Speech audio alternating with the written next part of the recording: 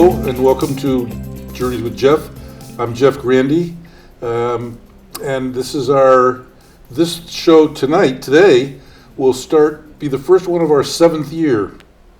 And some of you may remember our first guest for our first year, 6 years ago, was Marla Ludwig, and she came to talk about a project that she had just begun working on, raising funds to build schools, or a school in Ghana, amongst other things that she was involved in helping Ghana children develop and flourish.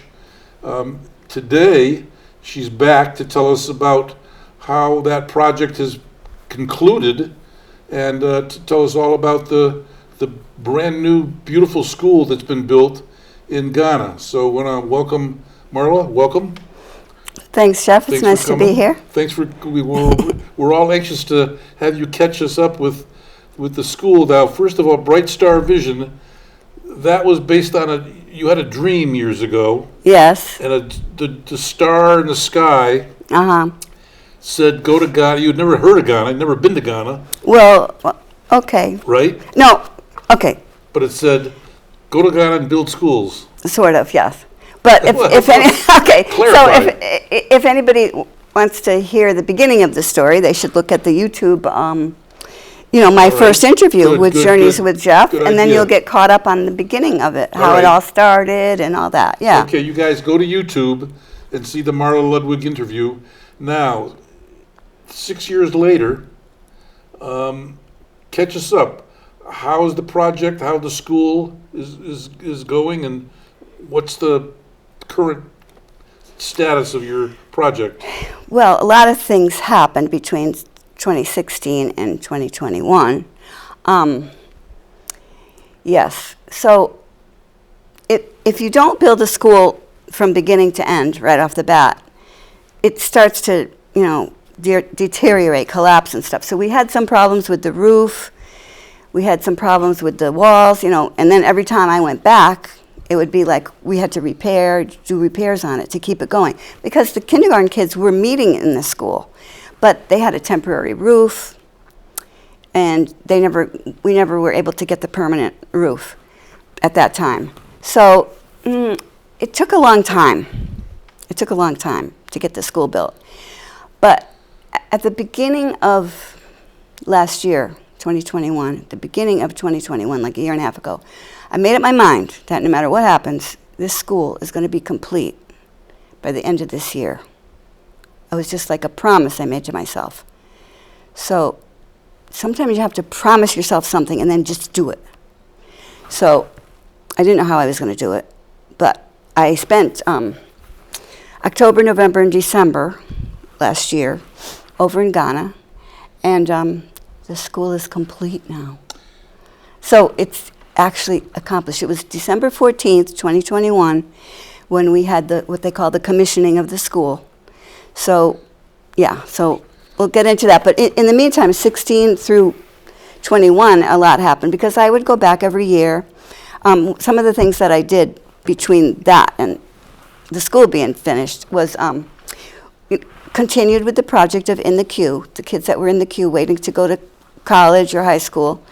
And we visited all the kids that we had in our program in their homes, their huts or whatever, in their villages, and to meet their parents, and went to their school, met the headmasters, made sure the kids were doing well in school, because not all of the ones that we put in the program actually succeeded through college. I mean, it is a big deal to go to college. I should know because I still haven't graduated. So anyway, so for them, meeting their parents was awesome, but we could also prove that they were really needy, that they needed our help.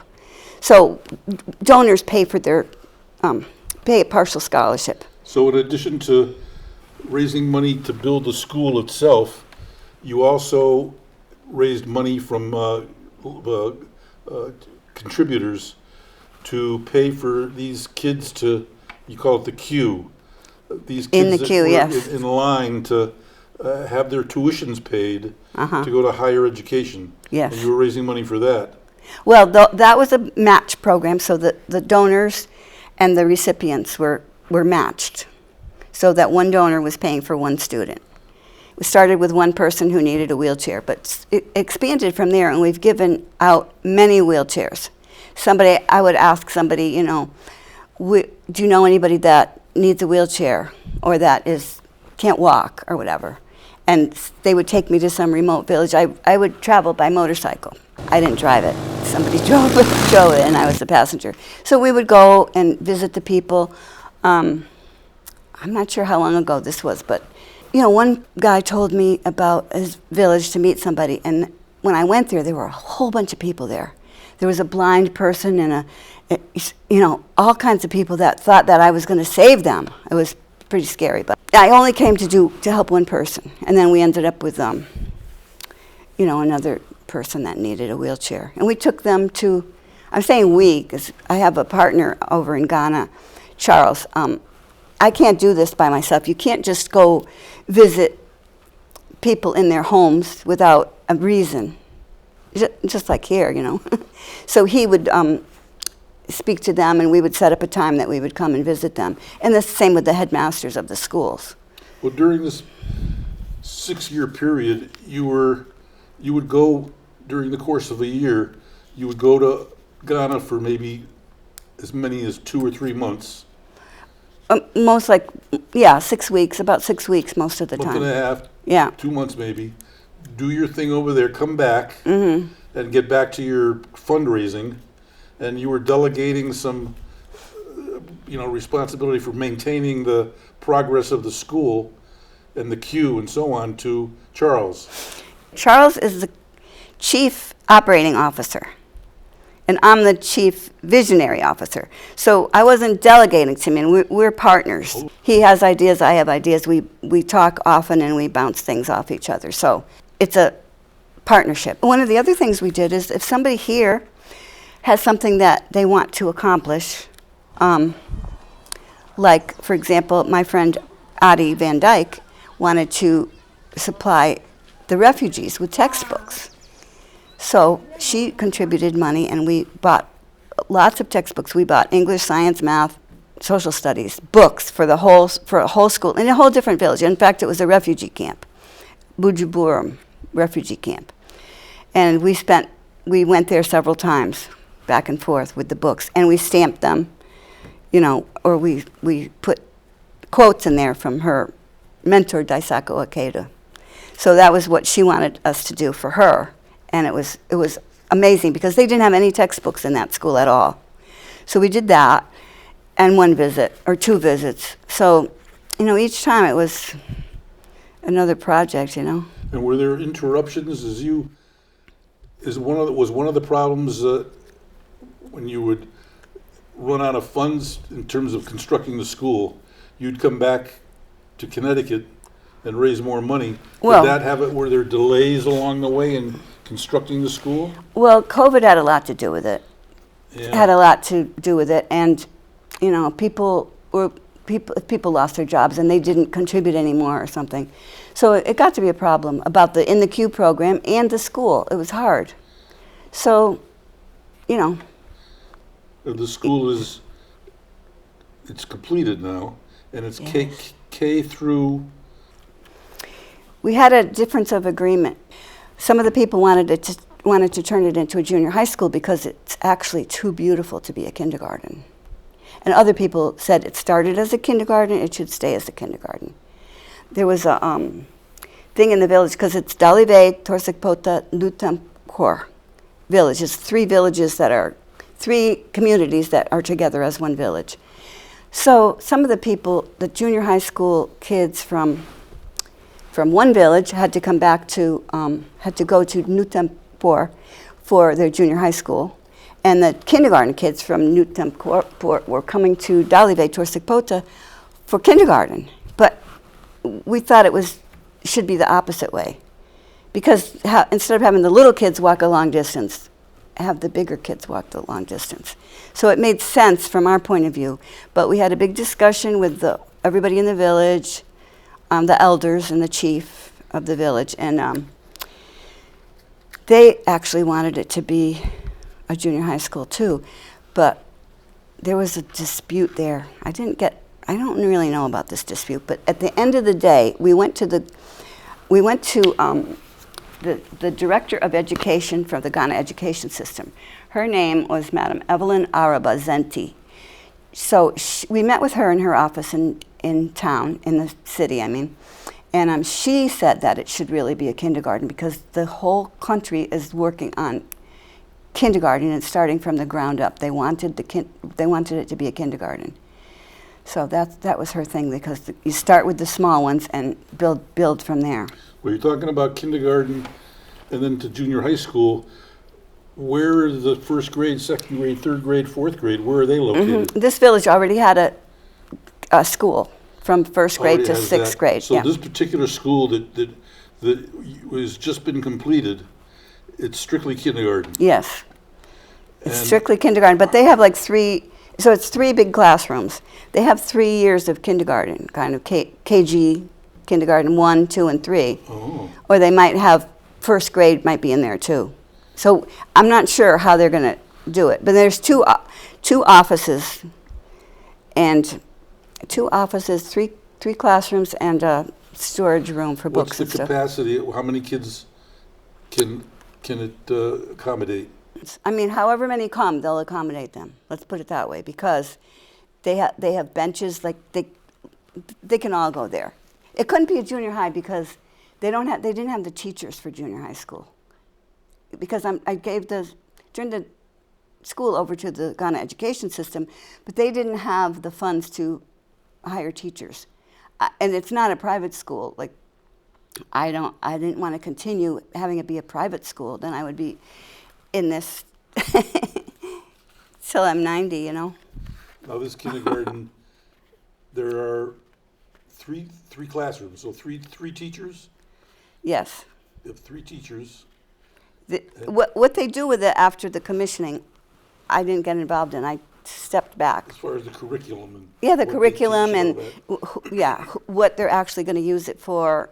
I mean, as far as I know, there's 3 classrooms, 2 offices, and a storage room. So they could change their minds as we go, but I'm not part of that. My whole thing was to build the school, turn it over to them. Well, I spent October, November, December in Ghana to complete it because, like I said, I promised myself I was going to finish it at the beginning of the year. So I went in October, and I worked with Charles. Actually, Charles took over the project. He was the supervisor of the whole project. So he went there, and he's not from that village, but he went there and he supervised the masons, the carpenters, you know, all of the workers. And they did a miraculous job because the school has fans in every room, like several fans, beautiful windows. You know, it's indoors. Like I'm saying, why do we need 17 doors or something? Anyway, I don't know how many doors there were. There were a lot of windows, a lot of windows and doors. But he did all that, so he was amazing. And he did some of the work too, so you'll see that. You know, as you can see, that he did that work.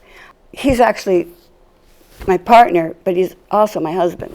So we worked together so well, and we hit it off like since 2011 when I first met him.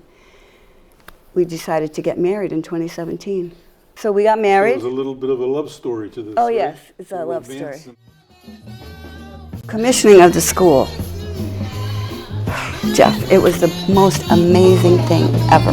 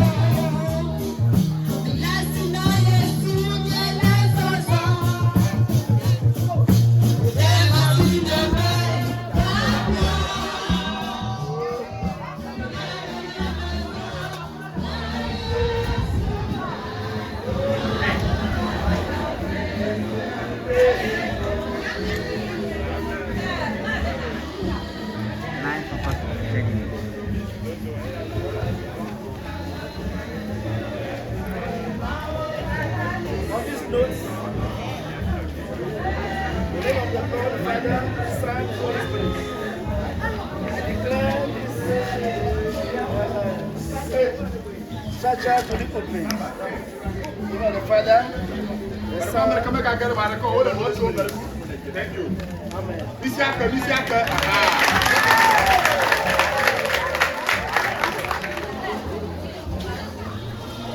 It was the best thing I've ever done in my life. I can't even express how awesome it was.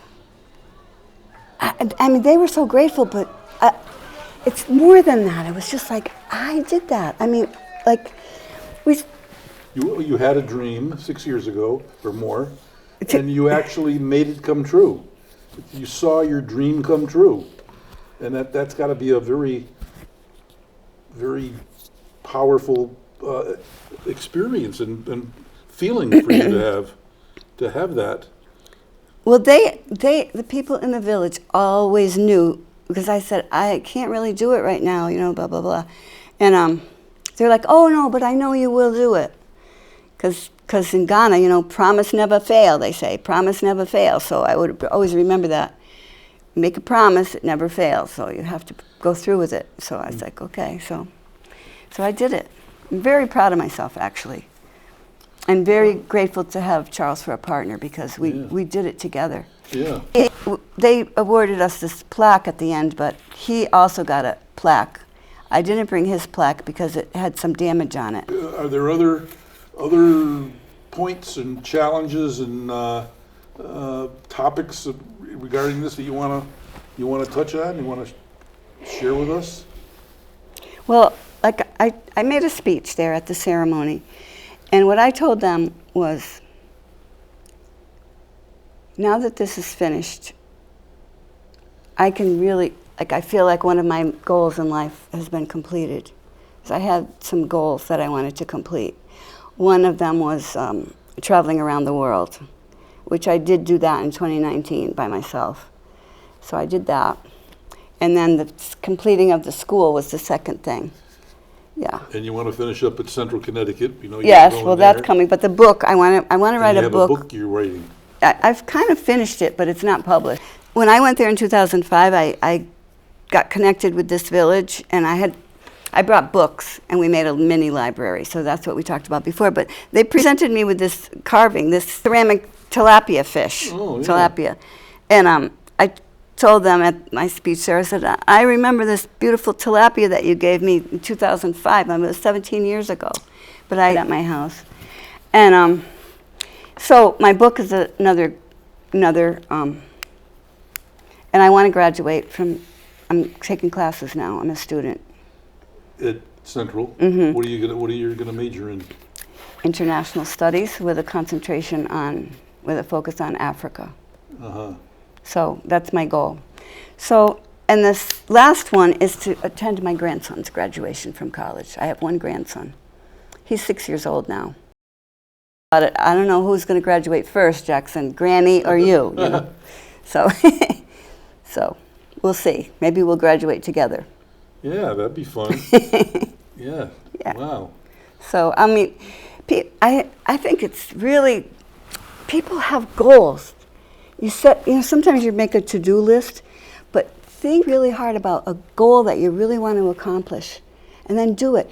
And at the end of your life, you can be in your casket with a smile on your face, knowing that you've accomplished everything you wanted to, you've fulfilled your life. I mean, you can die happy. I think that people, when they don't do that, they must be sad when they die. You know, I could be happy. Well, What are you going to call this book that you're writing? So far, it's Under the Mango Tree. Under the Mango Tree. And it'll be an account of the project of Bright Star Vision and building the school and the Q and all the other projects that you've had going on. But it seems like from what you're saying, the overall point is not only sharing the experience of having done what you did, but also to convey, as you mentioned here, the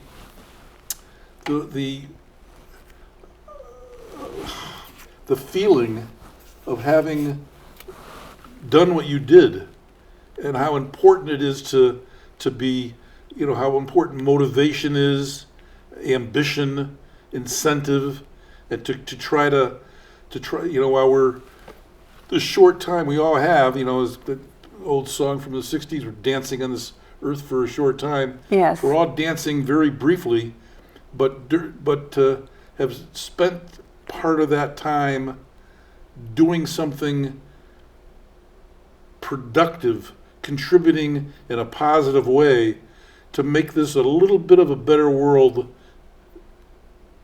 when we leave it than when we came into it. Well, like the Native Americans say, that you do things for your grandchildren, your great-grandchildren after you. You don't, you think of the future, Yeah.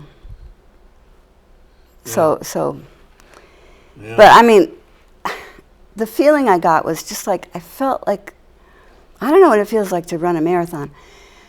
I don't know what it feels like to win a gold medal at the Olympics, but that's how I felt. Well, there are a lot of marathons. There's not just running a marathon.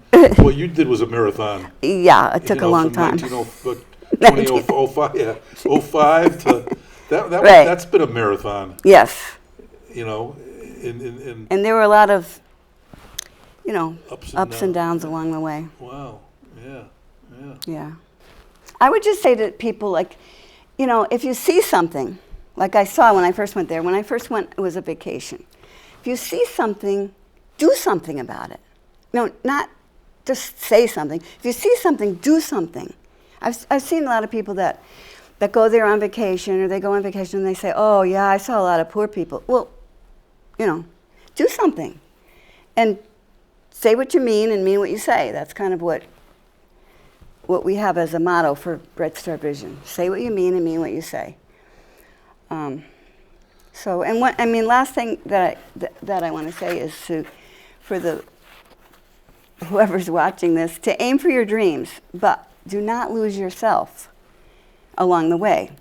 Sometimes the road to greatness takes doing things your own way.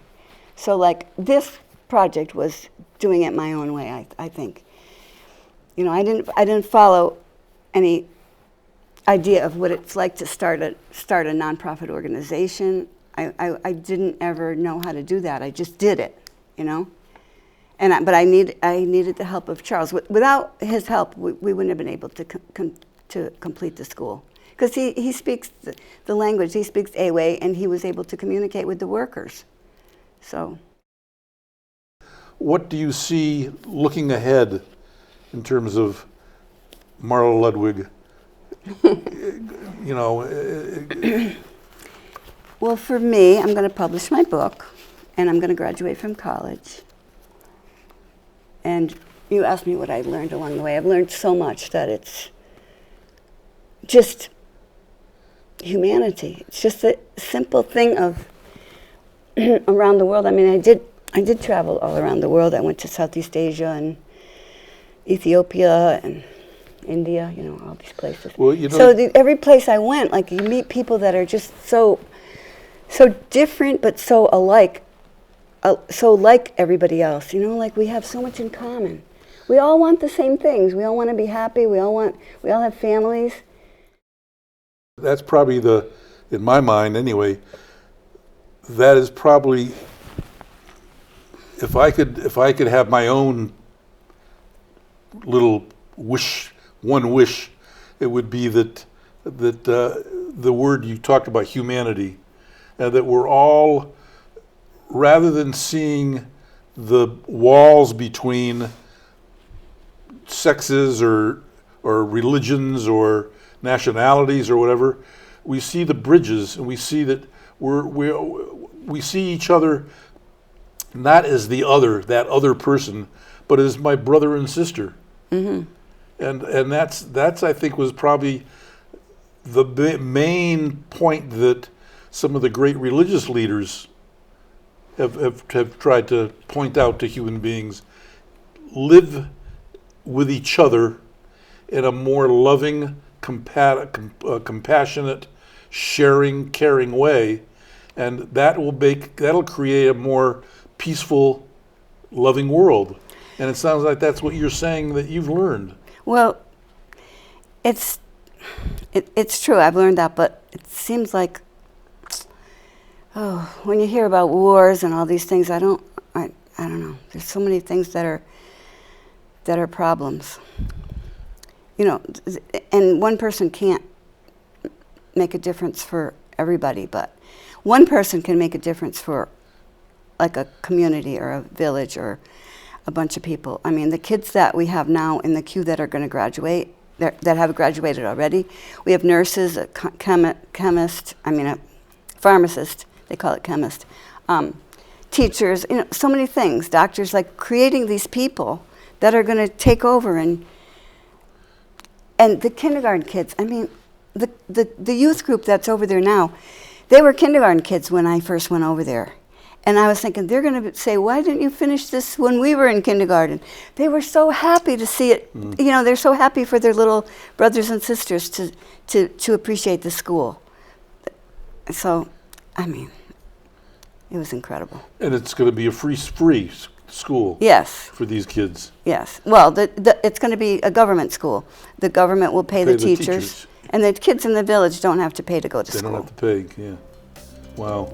And again, I want to thank Marla for being here and for sharing your incredible project.